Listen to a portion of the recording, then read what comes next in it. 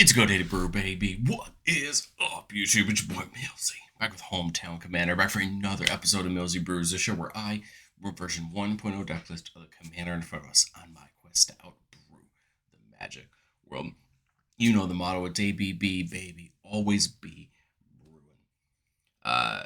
And today we're taking a look at Arahbo the First Fang. We took a look at Renin Siri and Akaneka How a week or so prior, talking about the new cat support. And I wanted to come back and make sure we looked at mono white cats since we have a new leader for them. And I think a great leader at that. A 3-mana cat avatar that gives all other cats +1/+1, and then whenever it or another non-token cat comes in, we get to make a cat token. I like this ability because this is going to allow you to really go wide, make sure that you get involved, so to speak. And it's going to make sure that when we get into these ways to buff our whole board even more, you know, those 1/1s become 3/3s, 4/4s, and we can really get into combat and deal good damage. We'll talk about the cats we're going to play. Some of the cats, mono white cats at least, do have some life gain synergies. We'll talk about it a little bit. I mean, we're not trying to go all into it, but if we have it, we're going to use it. And then we'll talk about ways to buff up our board of kitties. But as far as the kitties go, I mean, there's a lot of really great old cats and new. We have things like Adorn Pouncer, which hasn't got a reprint in a while, but a 1/1 double striker. Brimaz just got that beautiful reprint in Foundation's Jumpstart. Whenever it attacks, you get a token that's with Vigilance, it's attacking. And whenever it blocks, you get a 1/1 Vigilance that's blocking with it. So that's pretty nice. Allows you to get extras each way, which I think is important when those come in as 2/2s, right? With Arahbo out, and can be better and better. I like the idea of Cub Warden. This is a 4-mana 3/5 that you can mutate, meaning you can put on top of a non-human creature, and if you do, you can put it on top or below. The effects will merge together with what's on the card. Basically, if you put it above, Cub Warden's power and toughness will be that creature's power and toughness. If you put it below, then just its ability gets on. But for 4 mana, you can make another cat a 3/5 and then make 2 1/1s with lifelink at the same time. This is a great ability for something like Adorn Pouncer, or even another 1/1 or 2/2 cat that has a really nice ability. You could put Kaborn on top of it, make it a little bit bigger, and get a couple cats with it. Helpful Hunter from the new set just comes in and draws a card. Not a bad ability when we want to start churning through our deck to make sure we get to our protection pieces and other buffs that we have. King of the Pride, buffing all other cats by +2/+1. A great ability. Great, it got the reprint there in Foundation's Jumpstart. Another classic cat of old and Leonin War Leader. This got its last reprint back in Jumpstart 2022, but this is a great one. Whenever it attacks, you make 2 white cat creature tokens with lifelink that are tapped and attacking. So every time it's attacked, you're getting more and more cats, and we want to make sure that it's attacking as much as we can so we can get those cats. Metallic Mimic, although it isn't a cat printed on the card, it is a cat as soon as it comes in and lets each other cat come in with a counter on it, non-token or token. So that's really nice because then all these tokens that we're making can come in with a little bit of a buff. Problem of the Steel Legion is going to buff all of our tokens on our turn, giving them +1/+4, meaning we can really get in with them and start attacking and not fear, our opponents trading too much with it. Prideful Parent from the new set, 3 mana for a 2/2 that comes in with the 1/1 as well. So again, this whole point of, remember that every cat we bring in, right, is coming with a 1/1 as long as Arahbo's out, which means this is going to really be good for us when we're getting extra off them as well. Rigo Caracal, probably one of my favorite white cats. When it comes in, you get 2 1/1 white cat creature tokens with lifelink, and then all other cats you control have +1/+1 and lifelink. So as soon as you start adding lifelink to the mix, now we're gaining life back for getting in combat. Now we're padding our life totals. We're trying to be aggressive, and it's going to get easier to kind of do our go wide game plan. Skyhunter Strike Force may not look like a cat because it's a cat riding a big pterodon there, but it has melee, and then as long as you control your commander, other creatures have melee. So if you every creature you control when it attacks gets +1/+1 for each opponent you attack this combat, up to +3/+3. A great ability. It can really help buff our boards as long as Arahbo's out, or even if just Skyhunter's out, being potentially a 5/5 in the air. Sky Knight Squire, probably one of my favorites of the new cats besides Arahbo. Whenever another creature comes in, you put a counter on it, and as soon as it has 3 more counters, it gets flying, which is really great because then it starts becoming a threat in the air that our opponents have to deal with. If they don't, it's just going to get out of control as we bring more and more cats in. But getting into life gain, like I said, there are some mono white cats that care about lifelink or life gain in general. So we want to make sure we pay it off somehow. Johnny Strength of the Pride didn't get a reprint this time. It was Call of the Pride that got a reprint in Foundations. But Strength of the Pride just got a reprint back in Jumpstart 2022. But the +1 gains you life for the number of creatures you control plus the number of planeswalkers you control.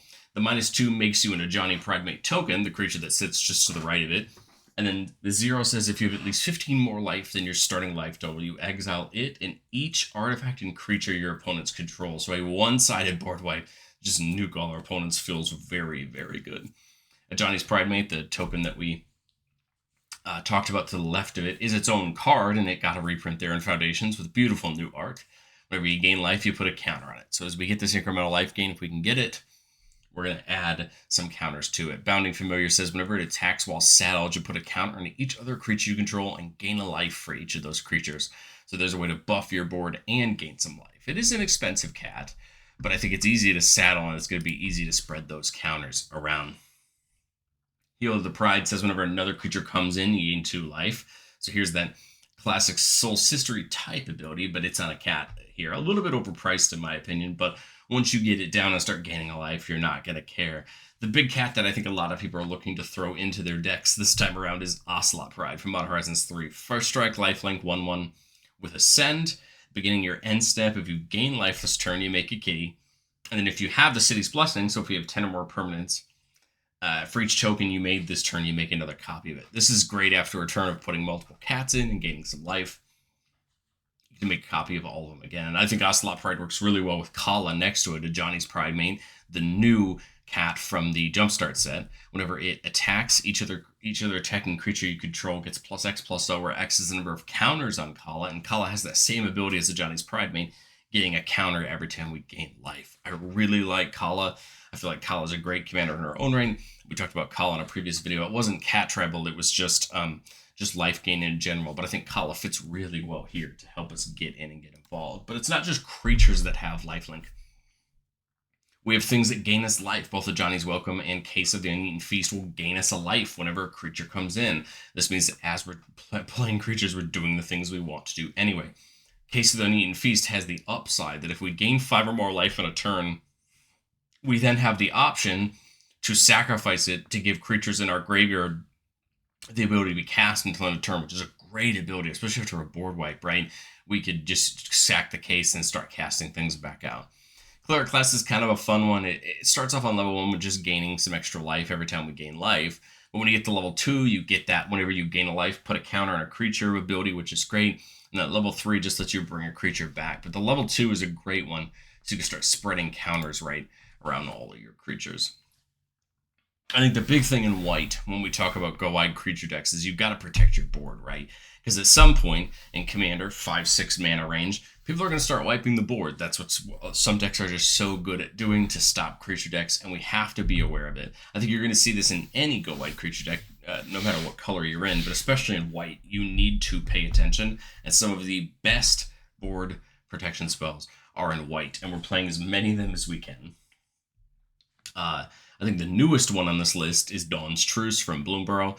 You can gift a card to an opponent. If you do, they draw a card and you get the bonus. So it says you and permanents you control gain hexproof until end of turn. But if you promise the gift, they also get indestructible until end of turn. Again, this will protect us from damage and targeting based board wipes or effects. Obviously, something that bounces, this won't get around it. Same thing with Brave the Elements. Choose a color.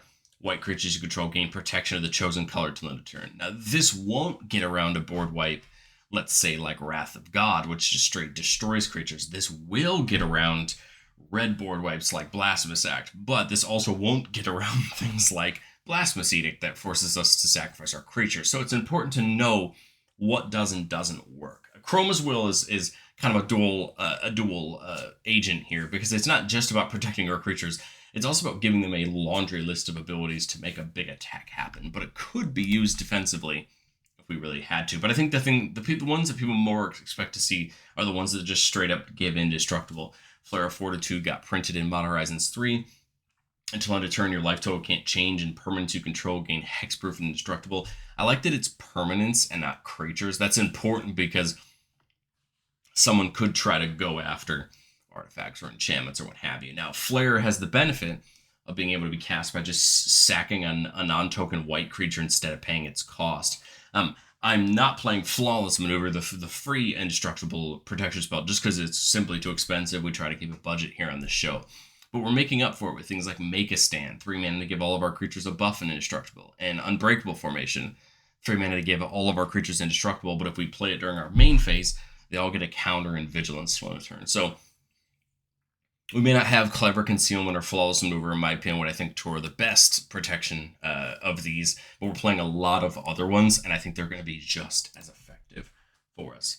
But all right, we talked about our kitty cats, we talked about protecting them, we talked about some of the live game. Let's talk about doing the one thing that Go Wide decks do well, and that's get into combat. How are we going to buff our cats to be effective? Prodic Banner, Patchwork Banner, each giving our cats a buff. Each can add us some mana. Banner of Kinship, the new one from Foundations that I'm sure everybody's loving. When it comes in, you choose a creature type, and it comes in with a counter on it for each creatures of that type you control, and they all get +1/+1 for each counter on it. This is a great card, kind of a mini coat of arms, and I love it. I think it's really useful in pretty much any deck that has big tribal synergies that can play it. And the nice part about Banner versus coat of arms is that once those counters go on, even if they wipe the board, those counters stay on. And then any new cat that comes in gets that buff. Cathar's Crusade, a classic white Go Wide finisher. Whenever a creature comes in, put a counter on every creature you control. Grow the board, get it out of hand. Flowering of the White Tree, just there for a little bit of a buff.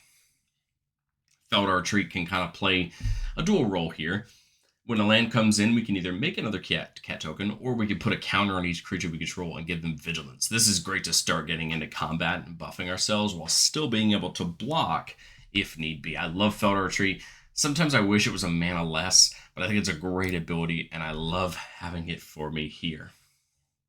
Intangible Virtue is giving all of our tokens +1/+1 vigilance, so not all cats, just the tokens. But both Radiant Destiny and Rally the Ranks will give all of our cats +1/+1, and then Radiant Destiny, as long as we have that City's Blessing, will also give them vigilance. Again, anytime we can attack and block, it gets even better for us in the long run. But I've said it before on the show, and I'll say it again. No decks are ever complete. This is my version 1.0 shot at Arahbo, and I think if I were to go into testing, there'd be a couple things I'd be looking at as I'm testing the deck. First, do I have enough mana? Am I getting my creatures cheap enough? We have ways to reduce the cost of our creatures in the deck, but do we want to add something like Oketra's Monument to add them even more down and add some more reduction to make sure we get our kitties out cheaper? And then the other two cards here just represent, do we want more life gain? Is enough of the cats that care about life gain, are they enough that we need more of it? Authority of the Consuls will gain us a life whenever an opponent has a creature enter into their control, which can stack up some life gain triggers on our opponent's turns. And then Path of Bravery says whenever one or more of our creatures attack, we gain life equal to the number of attacking creatures. And then, as long as our life total is greater than or equal to our starting life total, our creatures get a little bit of a buff. Again, these cards represent, do we need more of that life gain factor in the deck, or are we good as we currently sit? As we love to do on the show, and as it seems to be I'm the only one doing, let's get into our play tests. In the first one, we're keeping a 3-lander. Patchwork Banner looks great. Everything Comes to Dust is my pick for a board wipe in this deck because I think it's really effective. You can convoke it, use your creatures to help cast it. And it says exile all creatures except those that share creature type with a creature that convoked the spell, all artifacts and all enchantments. This means that as long as we have all cats, we convoke with one of the cats, all of our cats are safe and nukes everything else. And then Sky Knight Skirmisher, a flying double striker, again, great with that buff from Arahbo. And then there's the Prideful Parent. So I like it. I think we work our way up to Arahbo. We can even get Patchwork Banner down before it if we want to. But we see Caretaker's Talent. We're going to draw a card every turn, once a turn whenever we make a token. And we can level it up to copy a token and then give all of our tokens a buff. So not a bad card any means. Turn 2 there, we see the Feldar Retreat. So we're getting lots of support on the top end. Unfortunately, nothing we can do on turn 2. So turn 3 is where our choices are going to change. If I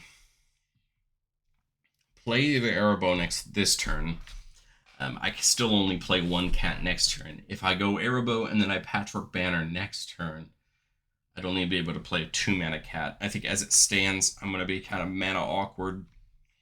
I kind of would rather play the Patchwork Banner now, calling cats. Just give myself that extra room And then it paid off, right? Because we can Arahbo here, which remember makes a token when it comes in. Not the lifelink token, it makes the other token.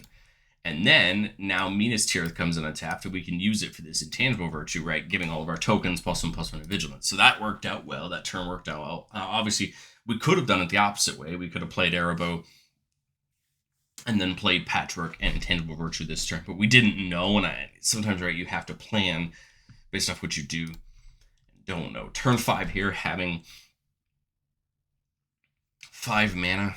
There's a lot of options. I like the idea of just slamming more kitties down. Obviously, Caretaker's Talent would go a long way in getting us some good value. Again, we don't have a land in hand, so Felidar doesn't look as good this turn. I kind of wish I had that 6 mana to kind of go, 2 of them. But I think we just Prideful Parent. We get 2 cats out of it, right? 1 from it and 1 from Arahbo. We could take some attacks this turn. Again, the tokens are getting a +3/+3 buff right now between the Virtue, the Patchwork, and the Arahbo. So we could take an attack even with Arahbo as well and just, see what happens. We could... we're 1 mana off. 1 mana off being able to draw off the Minas Tirith. Otherwise, that could have been an option as well if we'd attacked with... if we'd attacked first and then done it and saw what we got. But that's A-okay. Move on to our next turn. There's the mana we were looking for. So I think we Caretaker's Talent. Then we play the Skirmisher. Make a token. We get to draw a card off of the Caretaker's Talent. Again, take another big attack this turn. Now we've got, right, 3 4/4s with Vigilance to take some attacks. Start pressuring down our opponents. We don't have any cheap protection in hand, but that's A-okay. I think this is the point of the game where we start getting into attack mode and try our best to start pushing in towards our opponents. Turn 7 here.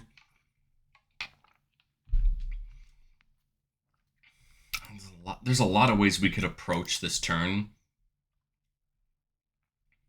Like, I could see a world where we take up Caretaker's Class, make a copy of a cat, and just see what we draw and go from there.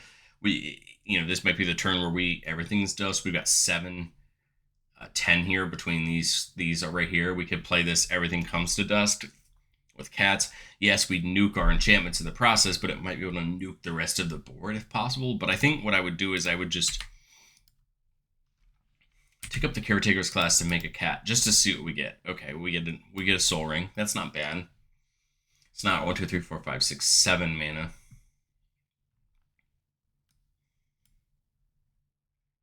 Don't hate the idea of Brimaz. I guess I probably should have played that Felidar Retreat first.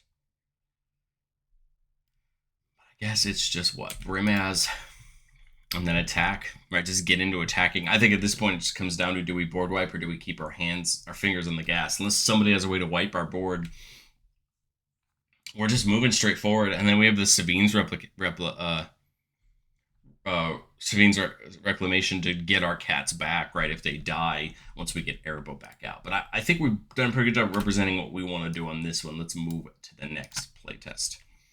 Keep it a 3-lander with Brave the Elements, Generous Gift for some removal, Felidar Cub, which we can sack to destroy an enchantment, a nice ability, and then that Tijani Strength of the Pride. So not a bad starting hand. We see the Metallic Mimic. That's going to be a nice turn 2 play. It won't get out before, and unfortunately it'll come out before Arahbo, but it'll be nice because now Arahbo will come in with a token, and the token that it makes will come in with the token, right? Or counter. So Arahbo comes in with a counter,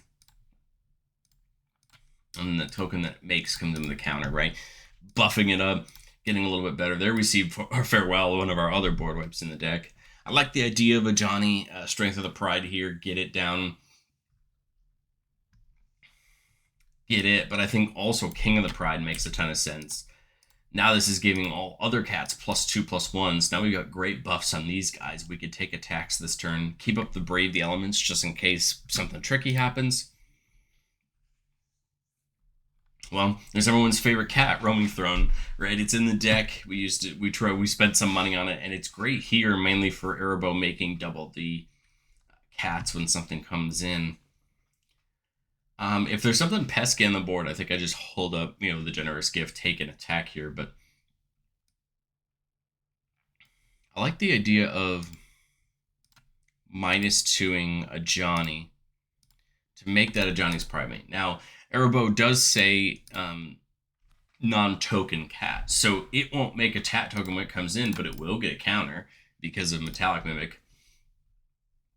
And then now, right, we can take an attack that won't leave up some mana to protect our board, but that's a-okay. I think at this point we gotta hit the pedal right, keep the party going, and get in there. All cats have 3+3/+2 right now, right? So they're in good shape. We in the next turn we miss the land again, which kind of stinks, but we can go ahead and still keep ourselves involved. I think we felled our cub. And then I would just go ahead and tick up a Johnny, gaining us 1, 2, 3, 4, 5, 6, 7, 8, 9 life. Only one counter for the Ajani though, but hey, now we're up 9 life for where we were last turn. 2 mana left, keep it for Brave the Elements, and I would probably just get to swinging again here. Now we're in this brutal scenario where our opponent's got to block well, because otherwise, you know, we could be taking people out in 2 turns, right? And just getting involved. We have the, you know, we're working towards the board wipe just in case. We could put down this prop room next turn if we do nothing else to allow all our creatures to untap every upkeep, or effectively, right, giving them vigilance. But on turn 7, we don't see anything new, so I think I would just do that. Take up a Johnny again, gain the life, and just get into combat. Now they're untapping everybody's turns, so they have the ability to block. And I think, again, we're just in a good mid-game board state where we can keep pushing forward and see if we can hold up some, you know, protection there to protect ourselves. But let's get into playtest number 3. Keeping a 3-lander with that Skirmisher, the regular Johnny's Primate, we see it this time, Out of Oblivion, an artifact that can draw us a card as long as we've made a token this turn, and Brimaz. So not a bad start. We draw a Johnny's Sunstriker, which is a life-linking 2/2. Here, I like the idea of just Idle on Oblivion to set up for turn 3 here when we play down Arahbo, make the cat, and then draw, right? I think we ideally want to be hitting that draw every single turn. We can manage it. Getting the Soul Ring down here for some extra mana. So we've got 5 mana this turn, where we can make tokens every time a cat comes in. Only 3 colored pips, so I can't do one of these double pippers and Flowering of the White Tree. So I was thinking Brimaz, right? And then I guess the other one has to be Johnny's Primate. Draw off of the Idle Oblivion. Take some attacks this turn if we want to with the cats that were already out. Otherwise, we'll just kind of try to prep for next turn. Now we've got, right, 7 mana. Get the Flowering down to protect the board. +2/+1 for those legendary creatures in Ward 1. +1/+1 for everybody else. Play the Sunstriker there and draw just to see if we can get anything different. 2/4. Here I'm thinking we leave up the Brave, just in case someone takes some pretty aggressive blocks and we need to be careful. But now to attack, remember, with Brimaz, we're going to hit the Soldier when we're attacking, right? And what I like about this is now next turn when we attack with the Sunstriker, Johnny's Primate will grow, right? Because we're gaining life. We're keeping up that Brave just in case, again, bad blocks, we need to block, you know, what have you. But I think this turn, so Bosri's Acolyte says when it comes in, we put a counter on up to 2 other creatures. Let's do that. Make the cat Arahbo a counter. Brimaz a counter. Draw cards, use all the lands. And again, just get in there and attack. I know that it seems like a moot point, but the truth is that's what we're trying to do. We're trying to be that mid-range deck that gets in there and gets into combat.